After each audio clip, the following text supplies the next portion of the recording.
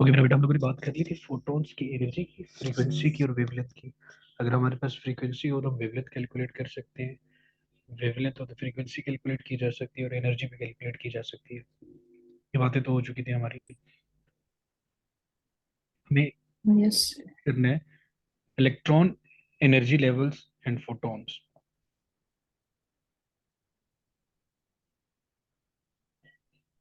Okay, सबसे पहले तो हमें ये बताना चाहिए कि what does negative energy mean, या एनर्जी का मतलब यहाँ पे क्या गिवन है। अब हमारे पास इलेक्ट्रॉन को आयोनाइज करने के लिए जो हम एनर्जी प्रोवाइड करते हैं उसे आयोनाइजेशन एनर्जी कहा जाता है। अब कोई भी इलेक्ट्रॉन जितना न्यूक्लियस के ज्यादा करीब होगा, उस पे न्यूक्लियस की फोर्स उतनी ही ज्यादा अट्रैक्टिव फोर्स होगी, पॉजिटिव और नेगेटिव। उसको आयोनाइज करने के लिए उतनी ही ज्यादा एनर्जी प्रोवाइड करनी होगी। लेकिन अगर कोई आउटरमोस्ट शेल में मौजूद है तो उसके लिए हमें कम आयोनाइजेशन एनर्जी जो है या एनर्जी प्रोवाइड करनी पड़ती है। तो सबसे पहले, amount of negative energy an electron can have in an atom or ground level, a ground state, the largest magnitude of negative energy, excited state जो कि हमारे पास बिल्कुल आउटर मोस्ट शेल होता है, मैक्सिमम एनर्जी होगी नियर बाय द न्यूक्लियस, उसके बाद हमारे पास आ रहा है ग्राउंड लेवल, और उसके बाद हमारे पास आता है एक्साइटेड स्टेट। तीन तरह की जो टर्म्स हैं वो यूज की जा रही है यहाँ पे।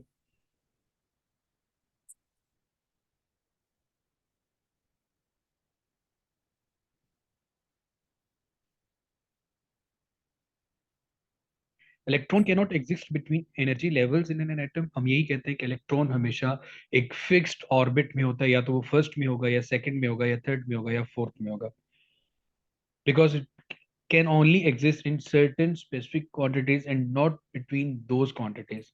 ये तो आपको पता है, जो भी एटॉमिक मॉडल यस। हो उसमें ये बात हमें क्लियर होती है, इसलिए इसे क्वांटाइज कहा जाता है।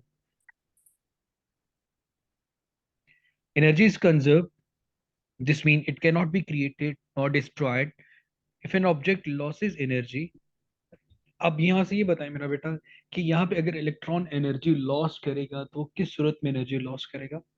दो पॉसिबिलिटीज हैं, एनर्जी गेन करना और एनर्जी लॉस करना। एनर्जी गेन कब करेगा और एनर्जी लॉस कब करेगा। एक इलेक्ट्रॉन अराउंड द न्यूक्लियस कब एनर्जी लॉस्ट करता है या कब एनर्जी गेन करता है, एनी आइडिया। से हम ये बात कह सकते हैं कि अगर कोई इलेक्ट्रॉन हायर एक्साइटेशन स्टेट से लो एक्साइटेशन स्टेट की तरफ आएगा तो हाई से लो की तरफ आते हुए वो एनर्जी रिलीज करता है, जैसे हमने गामा रेस में पढ़ा था। जो वो एनर्जी रिलीज करेगा तो हम कहेंगे एनर्जी लॉस कर रहा है। और लो से हाई की तरफ जाने के लिए आपको हमेशा एनर्जी रिक्वायर्ड होती है, उस वक्त आप एनर्जी गेन करते हैं। So, if an object loses energy, that energy has to go somewhere. If an object gains energy, that has to come from somewhere. इसलिए हम कहते हैं एनर्जी प्रोवाइड करनी पड़ती है आयोनाइज करवाने के लिए, तो वहां पे आप एनर्जी प्रोवाइड कर रहे होते हैं। लाइक जो इलेक्ट्रॉन है वो एनर्जी गेन करता है। लेकिन अगर वो हायर एक्साइटेशन स्टेट से लोअर एक्साइटेशन स्टेट की तरफ आता है तो उस वक्त हमेशा एनर्जी रिलीज करेगा। हाई से लो की तरफ आते हुए एनर्जी रिलीज होगी, लॉस होगी, कम होगी। लो से हाई की तरफ जाते हुए आप उसको एनर्जी प्रोवाइड करते हो तो आप ये कहते हैं कि उस वक्त इलेक्ट्रॉन एनर्जी गेन करता है। So when ever an electron losses energy, a photon is created in the form of light. मैंने कहा कि एनर्जी रिलीज करेगा, और लाइट को ही हम क्या नाम दे रहे थे, फोटॉन्स का। The exact amount of energy lost. Whenever an electron gains energy, a photon with the amount of energy is absorbed. तो इलेक्ट्रॉन या फोटोन क्रिएट कब होता है, फोटोन तब क्रिएट होता है जब एक एटम या जब एक इलेक्ट्रॉन एनर्जी को लॉस करता है in the form of light, और लाइट को ही मेरा बेटा फोटॉन्स का नाम देते हैं। ये कुछ बात समझ में आई यहाँ तक। Yes sir. एनर्जी लॉस कब करेगा और एनर्जी गेन कब करेगा बेटे। लॉस होएगा जब वो हाई से लो एनर्जी जाएगा, और गेन होएगा जब वो लो से हाई एनर्जी होएगा।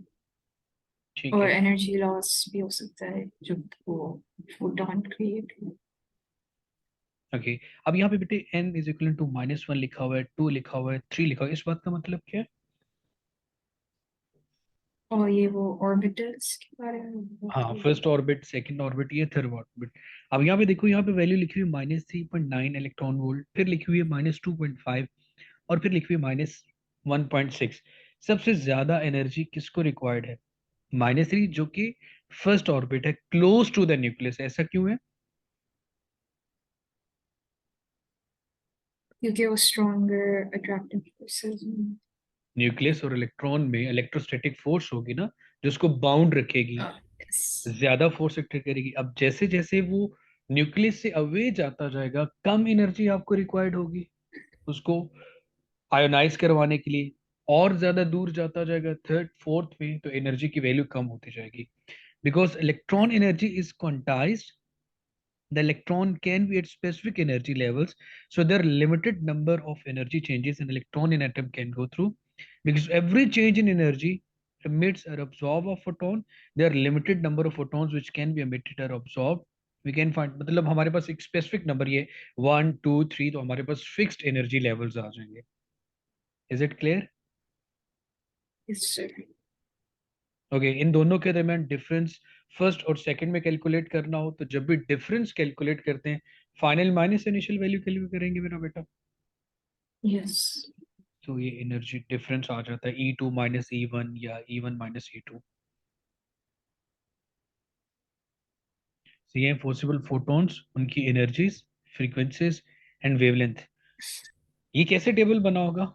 अभी आपने फॉर्मूला बी पढ़ा था, E is equal to Hc/λ। C over. ठीक है बेटे, और अगर आपके पास लैम्डा आ जाए तो आप फ्रीक्वेंसी भी कैलकुलेट कर सकते हैं। E is equal to HF है बेटा। यस। ठीक है, तो हमारे पास एनर्जी है, एनर्जी है तो हम वेवलेंथ की वैल्यू पुट करेंगे, या वेवलेंथ कैलकुलेट कर सकते हैं, वेवलेंथ कैलकुलेट कर लेंगे। और अगर हमारे पास एनर्जी है तो हम फ्रीक्वेंसी भी इजीली कैलकुलेट कर लेंगे। एच क्या है बेटे बेटे? Planck's constant. एंड सी क्या है? Speed of light in speed a, of light. In a और वैक्यूम। कितनी होती वैक्यूम। है बेटे वो? सॉरी। क्या वैल्यू होती है, क्या मैग्नीट्यूड होता है सी का?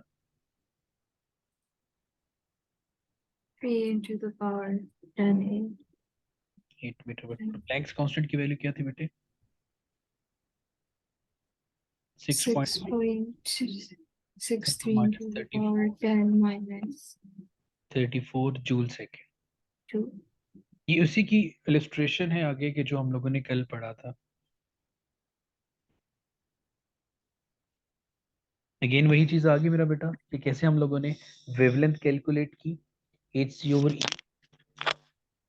Different wavelength of photons which are absorbed और emitted by this different energies की वैल्यू पुट करने के बाद एक पॉइंट 1.4 हमने कैलकुलेट की, एक दफा 2.2 के लिए और एक 3.9 के लिए। एनर्जी की वैल्यू नेगेटिव हम इसलिए लिख रहे होते हैं कि जी हम ऑपोजिट जो उसको चाहिए एनर्जी रिक्वायर्ड है अपने न्यूक्लियस से या अपने ऑर्बिट से निकलने के लिए, अदरवाइज नेगेटिव एनर्जी तो नहीं होती ना। हमने जब अपने न्यूमेरिकल प्रॉब्लम को सॉल्व करना है, तो हमने ये -3.9 को +3.9 शिफ्ट किया हुआ है, 2.5 या 1.4। और इलेक्ट्रॉन वोल्ट को जूल में कन्वर्ट करना। 1 इलेक्ट्रॉन वोल्ट किसके इक्विवेलेंट होता है बेटे? 1.6 इंटू 10⁻⁻19 जूल। याद है बेटा ये बात? Yes. ठीक है, तो ये आपके सामने टेबल है। 0.9 इलेक्ट्रॉन वोल्ट को कन्वर्ट किया हमने, फिर 1.4 इलेक्ट्रॉन वोल्ट को कन्वर्ट किया, एंड 2.3 इलेक्ट्रॉन वोल्ट को जूल में कन्वर्ट किया। क्योंकि जब आपने ये वाला फॉर्मूला यूज करना है, इस फॉर्मूला में सी का जो यूनिट है वो ऐसे यूनिट है, मीटर पर सेकंड। प्लैंक्स कांस्टेंट का यूनिट भी ऐसे ही है, जूल सेकंड। तो एनर्जी का भी आपको ऐसे यूनिट जूल यूज करना होगा। आपके पास जो वैल्यूज गिवन होगी वो इलेक्ट्रॉन वोल्ट में गिवन होगी। You need to convert in joule. Clear होगी बेटे ये बात? आपने जस्ट Yes. इससे मल्टीप्लाई कर देना है, किससे? जिस जो भी वैल्यू गिवन होगी उसको 1.6 इंटू 10⁻⁻19 से मल्टीप्लाई करेंगे, तो आपका जो आंसर है मेरा बेटा वो जूल में आ जाएगा। क्लियर हो गया ये? Yes. ओके, स्पेक्ट्रम किसे कहते हैं मेरे बेटे? स्पेक्ट्रम किसे कहते हैं? बेसिस स्पेक्ट्रा या किसे कहा जाता है? Any idea?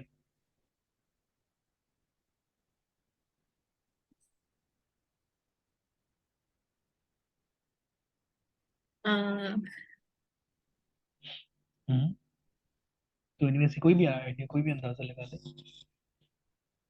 आपने ओ लेवल्स में पढ़ा था इलेक्ट्रोमैग्नेटिक स्पेक्ट्रम। यस। स्पेक्ट्रम होता है बैंड्स ऑफ डिफरेंट कलर, से स्पेक्ट्रम कहते हैं। जैसे डिफरेंट स्कूल कॉलेजेस अपने फंक्शंस करवाते हैं तो कोई प्रिज्म नाम रख देता है, कोई स्पेक्ट्रम नाम रख देता है। डिफरेंट कलर्स कह सकते हैं आप। सो डिफरेंट कलर्स की डिफरेंट वेवलेंथ्स होती हैं, कुछ कम होती है कुछ ज्यादा होती है। जैसे व्हाइट लाइट के 7 कलर्स होते हैं, पता है ना? रेड की वेवलेंथ सबसे ज्यादा होती है, स्पीड भी ज्यादा होती है, दूर से नजर आ जाता है। अगर वॉयलेट को देखा जाए या जिसे हम पर्पल भी कह लें तो वो हमें दूर से क्लियरली नजर नहीं आता। तो spectrum different colour, band of different colours. तो यहाँ पे सिर्फ और सिर्फ एमिशन एंड एब्जॉर्प्शन स्पेक्ट्रम के जो आपके पास वेवलेंथ एमिट हो रही है या एब्जॉर्ब हो रही है, तो उनकी एक वेवलेंथ बनाएगी, एक और स्पेसिफिक ऑर्डर में उनके स्पेक्ट्रम को ड्रॉ किया गया है कि वेवलेंथ आपके पास इंक्रीज कर रही है 1.4 से 8.9 एंड 5.4, स्मॉलर, और इस तरफ आ रही है आपके पास लार्जर। अगर वेवलेंथ इंक्रीज करेगी तो क्या चीज डिक्रीज करेगी मेरा बेटा? हमने ये बात पढ़ी, frequency. Frequency.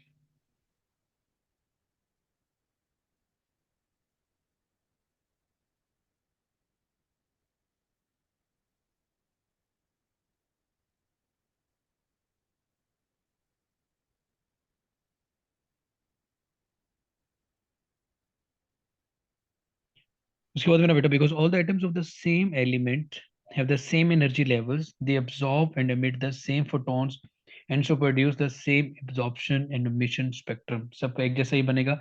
The spectrum of element is like a fingerprint, we can use it to identify which element light has passed through or have been emitted. This how we know which element exists in stars. We look at the light from the stars and see which wavelengths are missing and then match the missing wavelengths to the spectra of elements।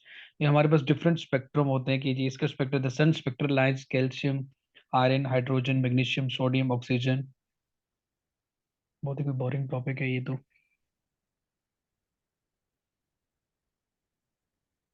सिर्फ ये चीज याद रख लें आप, each energy only each energy change only occurs between two specific levels in an atom and doesn't occur twice in the same atom। High से लो की तरफ या लो से हाई की तरफ। This means that each line on an absorption or emission spectrum is associated with two specific energy levels of the electron। और ये हमने कैलकुलेशन भी कर ली फर्स्ट, सेकंड, थर्ड और फोर्थ में।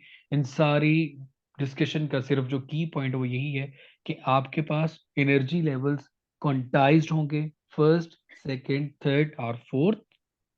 इसके अलावा इनके बिटवीन किसी किस्म का कोई एनर्जी लेवल नहीं होगा। अगर आप एनर्जी कैलकुलेट करते हैं इलेक्ट्रॉन वोल्ट में तो उसको आप जूल में कन्वर्ट कर लें तो आप वेवलेंथ भी कैलकुलेट कर सकते हैं। और हाई से लो की तरफ आते हुए वो एनर्जी लॉस करता है in the form of photon, तो हम कहते हैं कि वहां आपके पास एमिशन ऑफ लाइट हो रही है। लेकिन अगर वो एनर्जी गेन करता है तो हम वहां पे एब्जॉर्प्शन ऑफ द फोटोन का नाम दे देते हैं।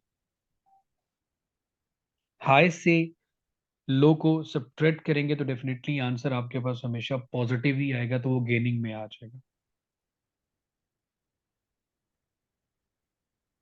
कुछ समझ में आया यहाँ तक? यस। बोरिंग टॉपिक था ना ये? अजीब था? से। मुझे तो बहुत अजीब लगा ये। मतलब कुछ खास नहीं था लेकिन इतनी लंबी चौड़ी बहस थी इसके अंदर। यस। ओके, ये वाला टॉपिक थोड़ा सा कंसेप्चुअल आ जाता है। Nuclear radiation and decay. सबसे पहले तो हमें ये पता होना चाहिए न्यूक्लियर रेडिएशन, दो तरह के न्यूक्लियर रिएक्शन होते हैं ना। यस। फिशन रिएक्शन और दूसरा कौन सा रिएक्शन होता है बेटे? Fusion reaction. फ्यूजन। ओके, जब हम टर्म यूज करते हैं डिके की तो यहाँ से हमें पता चल जाता है कि अब यहाँ पे बात की जाएगी रेडियो एक्टिव एलिमेंट्स की। ऐसे ही है। रेडियो एक्टिव एलिमेंट्स किसे कहते हैं मेरा बेटा? जो कि अनस्टेबल होते हैं।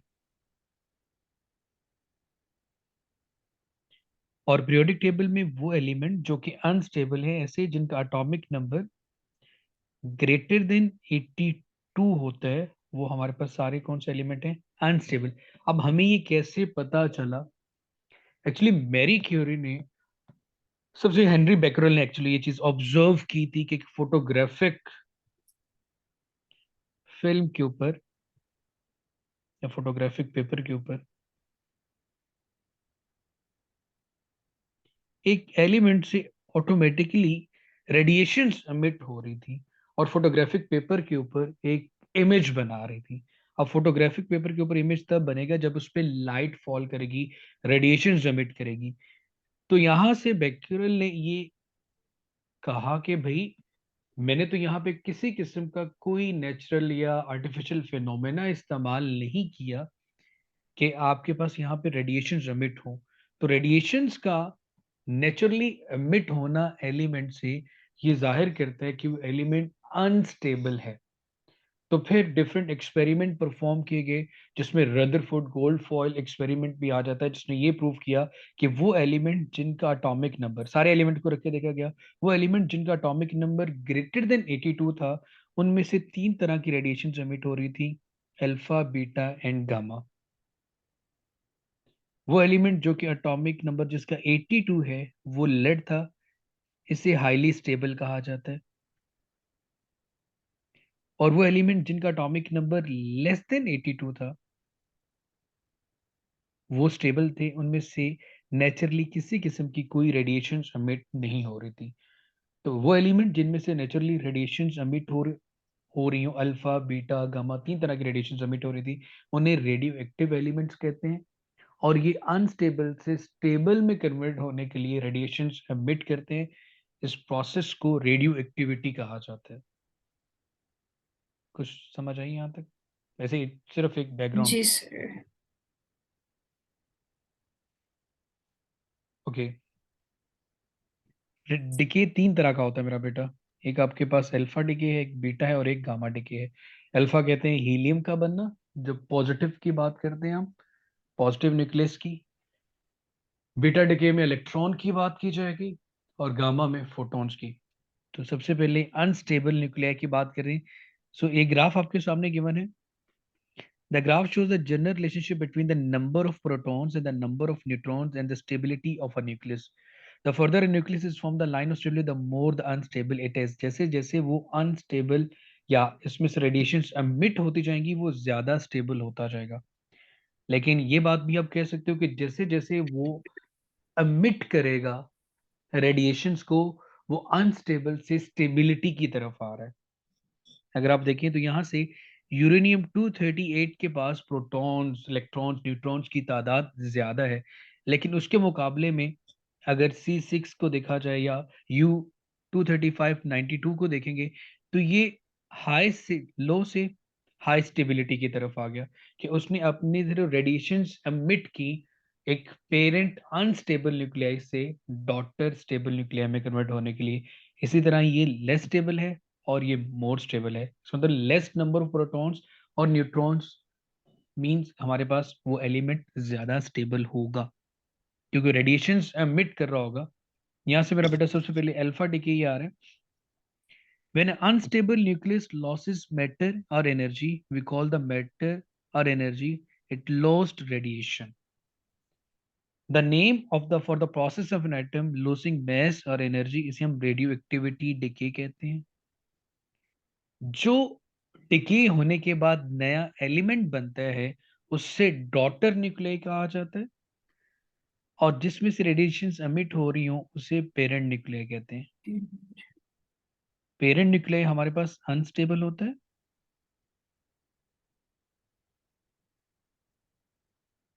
जबकि डॉटर हमारे पास स्टेबल न्यूक्लियाई होता है।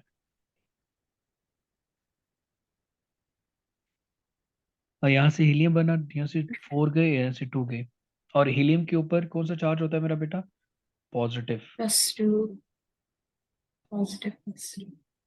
So nuclear radiations always makes R nucleus more stable. तो ये अनस्टेबल से स्टेबल की तरफ गया है, और आगे ये फर्दर प्रोसेस जितना अनस्टेबल से स्टेबल होता जाएगा, लाइक जितनी रेडिएशन सबमिट करता जाएगा उतना ज्यादा स्टेबल होता जाएगा। लाइक हमने खुद ही ये बात कही कि वो एलिमेंट जिनका एटॉमिक नंबर 82 से कम होगा, अभी ये 90 है, जब ये 82 की तरफ जैसे जैसे जाता जाएगा तो इसका मतलब स्टेबिलिटी की तरफ जा रहा है। अगर इसका एटॉमिक नंबर जी 82 से ग्रेटर है, इट मींस कि स्टिल अनस्टेबल है। ये बात समझ में आई बेटे? जी sir. Okay. Ionizing power, the ability of radiation to strip other atoms of the electron when it interacts with the atom. The more ionizing radiation has, the more damage it can.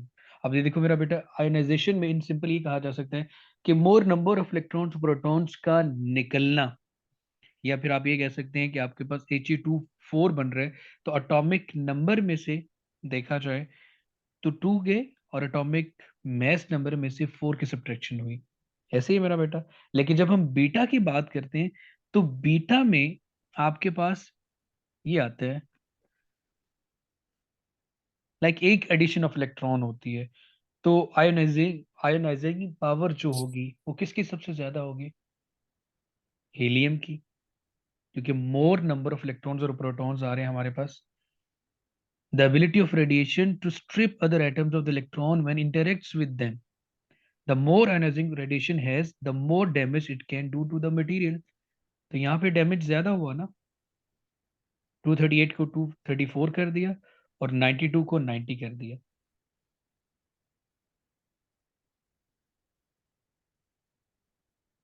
Okay, radiation with high ionizing power is especially dangerous to humans because it can damage our DNA molecules, and because DNA contains instructions for what our cells do, the ionization of DNA can lead to cancer and other problems. So beta में अगर बात की जाए तो fast moving electron को beta कहा जाता है। जब किसी एलिमेंट से बीटा का डिके होगा, जैसे कोई एलिमेंट है मेरे पास और न्यू एलिमेंट बनेगा वाई, जो कि डॉटर स्टेबल होगा, तो यहाँ पे इसमें एक एडिशन होती है और यहाँ पे हमारे पास इलेक्ट्रॉन आता है। अगर देखा जाए तो यहाँ पे जो आयनाइजेशन है वो हीलियम के मुकाबले में ना होने के बराबर है। सिर्फ एक एडिशन ऑफ इलेक्ट्रॉन हो रहा है इंटरेक्शन के बाद। और अगर गामा की बात की जाए तो यहाँ पे हमारे पास एक एक्साइटेड स्टेट में जो न्यूक्लियस है, जब वो लोअर एक्साइटेशन स्टेट में जाता है तो एक नया डॉटर न्यूक्लियाई बनाता है। लेकिन यहाँ पे एक स्टायरिक बना देते हैं हम, सिर्फ एक्साइटेशन स्टेट को शो करने के लिए। लेकिन यहाँ पे किसी किस्म की कोई आयनाइजेशन नहीं होती।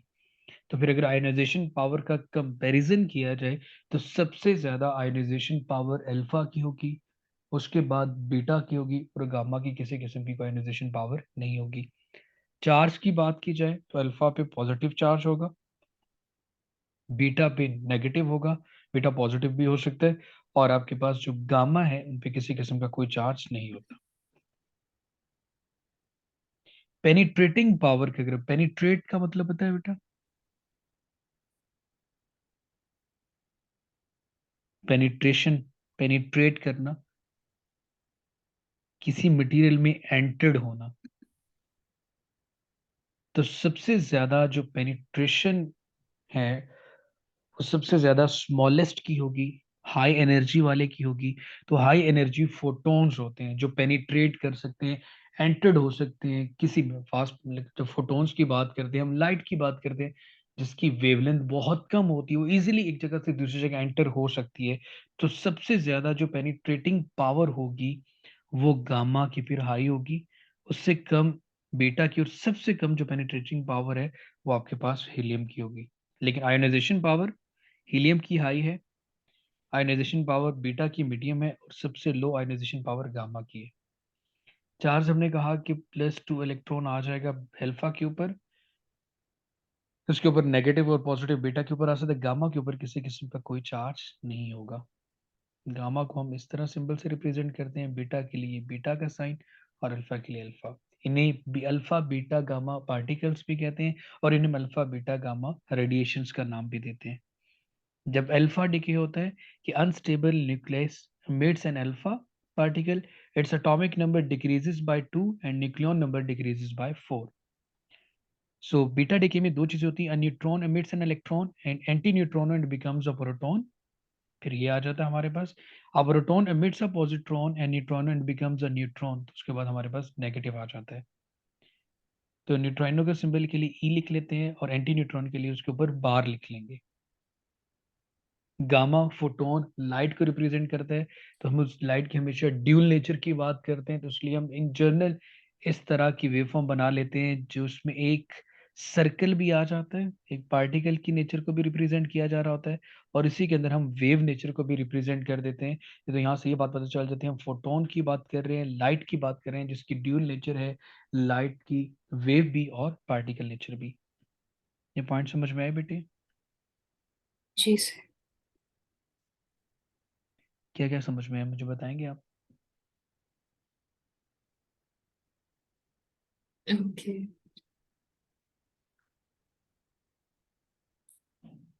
ऐसे शुरू से। जी जी बेटे, यहाँ अल्फा बीटा और गामा रेडिएशंस का डीके बता दें। ओके, अल्फा पार्टिकल जो है ना बेसिकली हीलियम किस भी कह सकते हैं उसमें, and it's सबसे पहले मेरा basically क्वेश्चन ये है कि अल्फा बीटा गामा रेडिएशंस आई कहाँ से और क्यों?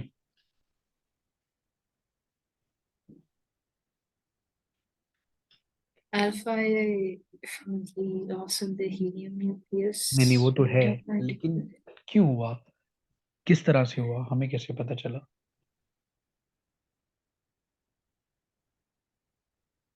थोड़ा सोच के जवाब दें। देखें, एक्सपेरिमेंटली ये चीज प्रूव हुई, वो एलिमेंट जिनका एटॉमिक नंबर 82 से ग्रेटर था, उनको रदरफोर्ड के गोल्डफील्ड एक्सपेरिमेंट में ऑब्जर्व किया गया कि उनमें से तीन तरह की रेडिएशंस निकल रही थी, अल्फा, बीटा और गामा। क्यों निकल रही थी? क्योंकि तीनों अनस्टेबल थे, नेचुरली रेडिएशंस एमिट कर रहे थे, इसलिए इन्हें रेडियो एक्टिव एलिमेंट्स कहा जाता है। और इस प्रोसेस को, जिसमें एलिमेंट्स अपने आप को स्टेबल करने के लिए रेडिएशंस या इन पार्टिकल्स को एमिट करते हैं, इस प्रोसेस को रेडियो एक्टिविटी कहते हैं। अब बात समझ में आई? जी सर। इसी चीज को दोबारा रिपीट करके मुझे बता दें।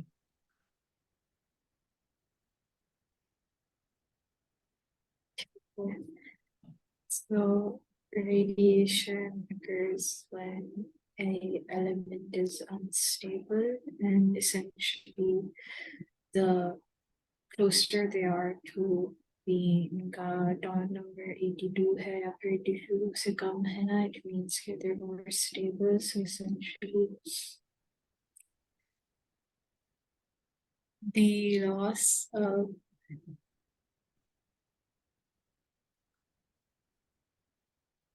हम्म।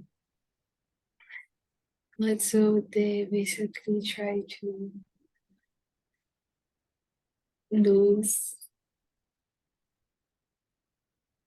particles ताकि वो ज़्यादा close आ सकते हैं to the number 82, and then this is how we found out कि वो radiation.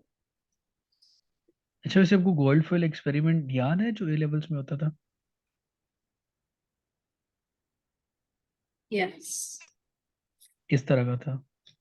कोई थोड़ा सा भी पॉइंट्स इनमें ऐसे होता था ना बेटे कि हमारे पास एक रेडियो एक्टिव सोर्स लिया गया, मतलब डिफरेंट एलिमेंट्स लिए गए, उनको ऑब्जर्व किया गया गोल्डफील्ड एक्सपेरिमेंट में, तो तीन तरह की रेडिएशन एमिट हो रही थी। अब उन्हें हमने अल्फा बीटा और गामा का नाम क्यों दिया? कुछ ऐसी रेडिएशंस थी जो बिल्कुल स्ट्रेट जा रही थी, उनपे इस तरफ से लगे हुए इलेक्ट्रिक फील्ड का, पॉजिटिव और नेगेटिव पोटेंशियल का कोई असर नहीं हो रहा था, तो हमने कहा इनके ऊपर किसी किस्म का कोई चार्ज नहीं है। कुछ ऐसी रेडिएशंस थी जो नेगेटिव की तरफ डिफ्लेक्ट हो गई, और कुछ ऐसी रेडिएशंस थी जो पॉजिटिव प्लेट की तरफ डिफ्लेक्ट हो गई। तो हमने कहा वो रेडिएशंस जो नेगेटिव की तरफ डिफ्लेक्ट हुई होंगी, उनके ऊपर पॉजिटिव चार्ज होगा, क्योंकि opposite charges attract each other, और जो पॉजिटिव की तरफ गई उनके ऊपर नेगेटिव चार्ज होगा। जब पॉजिटिव को देखा गया तो उसका एटॉमिक नंबर और न्यूक्लियन नंबर वो हीलियम से मिलता था। लाइक ये 2 4 था, उसका न्यूक्लियन नंबर 4 था और एटॉमिक नंबर 2 था। तो इसलिए हमने अल्फा को, जिसके ऊपर पॉजिटिव चार्ज है, उसको हमने हीलियम का नाम दे दिया। ठीक हो गया बेटे। फिर जिस पे ऊपर नेगेटिव चार्ज था उसको हमने इलेक्ट्रॉन का नाम दे दिया, क्योंकि इलेक्ट्रॉन के ऊपर नेगेटिव चार्ज होता है। और जिनके ऊपर किसी किस्म का कोई चार्ज नहीं था और इनके ऊपर ना पॉजिटिव प्लेट का ना ही नेगेटिव प्लेट का किसी किस्म का कोई असर हो रहा था, उन्हें हमने गामा रेज का नाम दे दिया। और साथ कह दिया ये जो न्यूट्रल हैं, इन पे किसी किस्म का कोई चार्ज नहीं है, ना पॉजिटिव है ना नेगेटिव है। अब इसी एक्सपेरिमेंट से ये चीज प्रूव हुई थी, डिफरेंट एलिमेंट्स को रखा गया तो पीरियोडिक टेबल में डिफरेंट रिजल्ट्स दिए। डिफरेंट रिजल्ट्स ये दिए कि वो एलिमेंट जिनका एटॉमिक नंबर 82 से ज्यादा था, वो नेचुरली ये तीनों तरह की रेडिएशंस एमिट कर रहे थे। लेकिन वो जिसका एटॉमिक नंबर 82 या लेस देन 82 था, उनमें से किसी किस्म की कोई रेडिएशन एमिट नहीं हो रही थी। ठीक हो गया। फिर हमने यहाँ पे दो कैटेगरीज कर ली। जो रेडिएशन एमिट कर रहे हैं इटसेल्फ, उनमें से चीजें निकल रही हैं, उन्हें हम अनस्टेबल कहेंगे। वो अपने आप को कंट्रोल नहीं कर पा रहे। और वो जिनमें से रेडिएशंस नहीं निकल रही, स्टेबल हैं, उनको कोई जरूरत नहीं है अपने आप को स्टेबल करने की, कोई रेडिएशंस ना रिसीव करने की ना अमिट करने की, उन्हें हमने स्टेबल एलिमेंट का नाम दे दिया। अब बात समझ में आई? Yes. हुआ यूं बेटे कि एक एलिमेंट जैसे मैंने एक्स का नाम दिया, ये इसका न्यूक्लियन नंबर है और ये इसका एटॉमिक नंबर है। जब हम कहते हैं कि जी यहाँ पे हो रहा है अल्फा डीके, क्वेश्चन में भी पूछा जाता है जी यहाँ से अल्फा डीके करके बताएं, इसका मतलब ये हुआ कि ये एक रेडियो एक्टिव एलिमेंट है, ऐसा एलिमेंट है जिसका एटॉमिक नंबर डेफिनेटली हमें 82 से ज्यादा गिवन होगा, एटॉमिक न्यूक्लियन नंबर भी गिवन होगा। अब इसमें से अल्फा का डिके हो रहा है, इट मीन्स कि यहाँ पे जो चीज बन रही है वो हीलियम बन रही है, He2 4। तो इस एलिमेंट के जो नया एलिमेंट बना उसको हमने वाई नाम दे दिया। इसको हम अनस्टेबल कहेंगे क्योंकि यहाँ से डिके हो रहा है। अगर डिके ना हो रहा होता तो ये स्टेबल होता, और अगर डिके हो रहा है इसका मतलब ये स्टेबल अनस्टेबल था। अब डिके होने के बाद ये स्टेबल हुआ, यहाँ से 2 निकले है तो Z-2 लिख दूंगा मैं यहाँ पे, और ऊपर से 4 तो यहाँ पे A-4 आ जाएगा। Is it clear? Yes. अब क्या समझ में आया मैंने जो इतना बताया इन बातों से? Yeah, how the different types of radiation occurs. ठीक है। अब आप कर सकते हैं अल्फा बीटा और गामा डिके, कुछ भी गिवन हो आपके पास एलिमेंट, ये जैसे यहाँ पे ये गिवन है, Yes. ये लिखा हुआ है ना RA। चलिए आप इसको एक्सप्लेन करें कैसे है।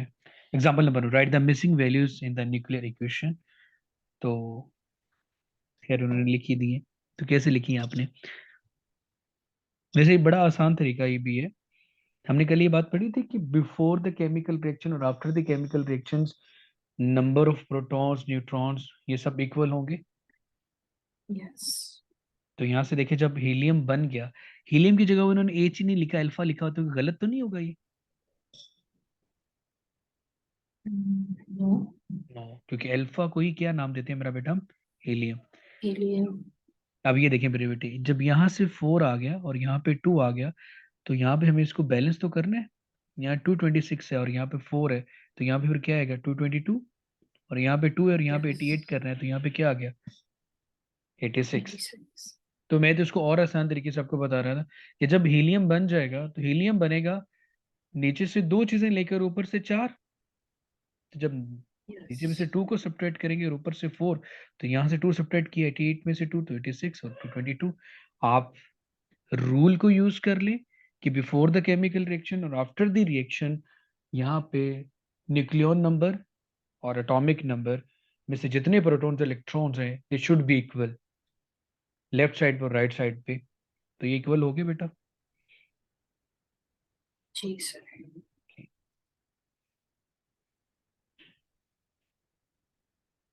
यहाँ क्या हुआ बेटे, ये बताएं। हीलियम है, लिखा हुआ when alpha particles collide with the nucleus of nitrogen, a nucleus X can be produced together with a proton. What is the atomic number and nuclear mass of X? अगर एक प्रोड्यूस कर रहा है एक proton को, तो हमने कल भी कहा था कि प्रोटॉन के ऊपर पॉजिटिव चार्ज होता है 1। तो जब भी हम 1 लिखेंगे, क्योंकि उसका न्यूक्लियन नंबर भी 1 हो जाएगा और एटॉमिक नंबर भी 1 हो गई। ये बात हम लोगों ने बेटा कल पढ़ी थी। जी सर। ठीक है। अब हीलियम इसके साथ टकरा कर बना रहा है एक नया एलिमेंट। अब इक्वेशन को बैलेंस करना है। ऊपर 14 + 4 18 है, तो यहाँ पे कितना बचेगा बने 17, और नीचे 9 था, तो बकाया कितना रह गया 8। एक मिनट बेटा।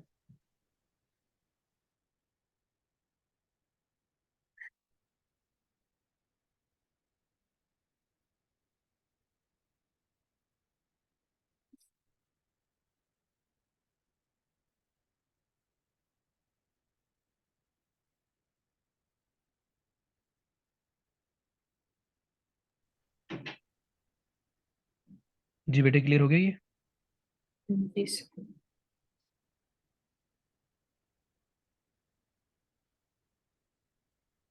बस ये आज के लिए अल्फा बीटा और गामा डी की, इसको एक दफा पढ़ लीजिएगा। ठीक है।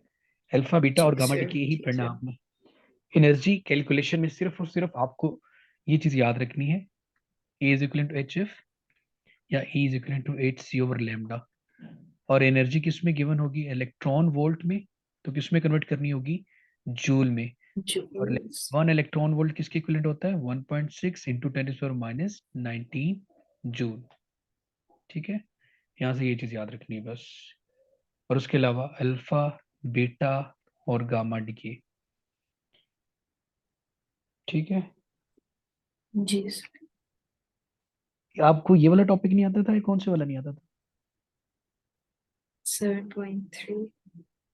कौन से वाला वो, आप बोलिएगा। 7.3। 1.3। नाम क्या टॉपिक का, मेरे सामने भी ओपन नहीं है। One second, sir.